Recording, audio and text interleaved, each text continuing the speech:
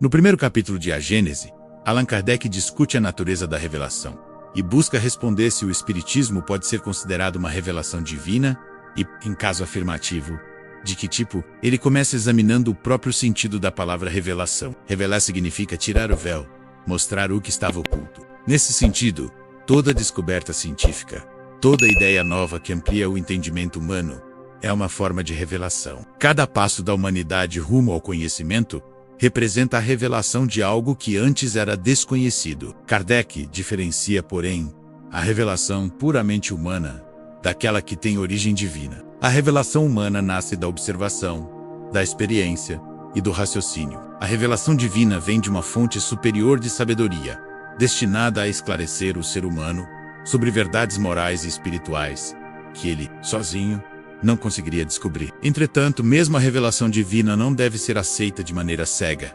O homem deve compreendê-la, analisá-la e confrontá-la com a razão. Ele compara o processo de revelação ao ensino de um professor. Assim como o mestre transmite ao aluno conhecimentos que este não poderia adquirir sem orientação. A revelação tem o papel de iluminar o caminho da humanidade, oferecendo verdades que seriam alcançadas apenas com muito mais tempo e esforço. No entanto, esse auxílio superior não substitui a razão humana. Ele a estimula. A revelação não é um dom concedido a alguns privilegiados, mas um instrumento para o progresso coletivo. Kardec explica que o Espiritismo é ao mesmo tempo uma revelação e uma ciência de observação. Ele não se apresenta como uma doutrina dogmática, imposta pela fé cega, mas como um corpo de conhecimentos transmitidos pelos espíritos e submetidos ao exame e à verificação da razão. O que o caracteriza é justamente o fato de ser uma revelação contínua, aberta ao progresso e à revisão conforme o avanço do entendimento humano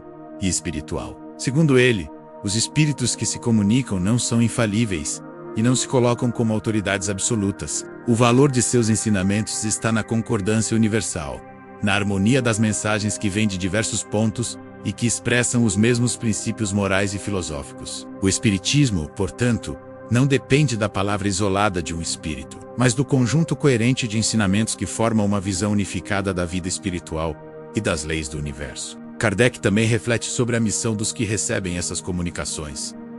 O médium, diz ele, é apenas o instrumento. O verdadeiro valor está na mensagem e no uso que se faz dela. O homem deve ser livre para analisar, questionar e compreender. A fé raciocinada é a base de toda a crença duradoura. A revelação espírita não vem destruir o saber humano, mas completá-lo, unindo ciência, filosofia e moral sob uma mesma luz de entendimento. Ele observa que a moral ensinada pelo Espiritismo é a mesma que foi ensinada por Jesus Cristo: amar a Deus, amar o próximo e fazer o bem. O que o Espiritismo acrescenta é a explicação racional dos princípios espirituais que sustentam essa moral, mostrando a continuidade da vida após a morte, a lei de causa e efeito, e a evolução do espírito através das reencarnações. Dessa forma, ele dá base lógica e científica aos ensinamentos morais, tornando-os mais compreensíveis e convincentes. Para Kardec, a revelação espírita é uma revelação de novo tipo,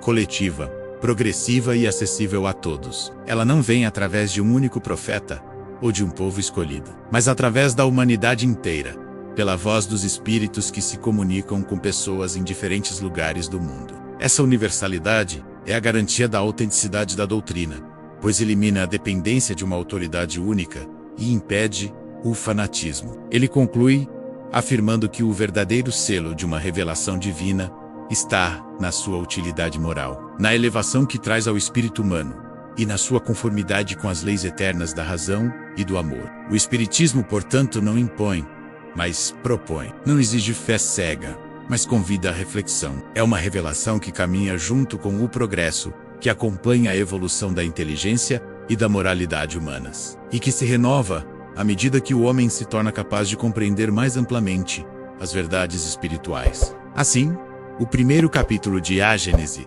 estabelece os fundamentos da doutrina espírita como uma revelação racional, aberta, universal e progressiva, menos uma ponte entre o mundo visível e o invisível, entre o saber humano e o saber divino, destinada a guiar a humanidade no caminho do conhecimento, da liberdade e da luz.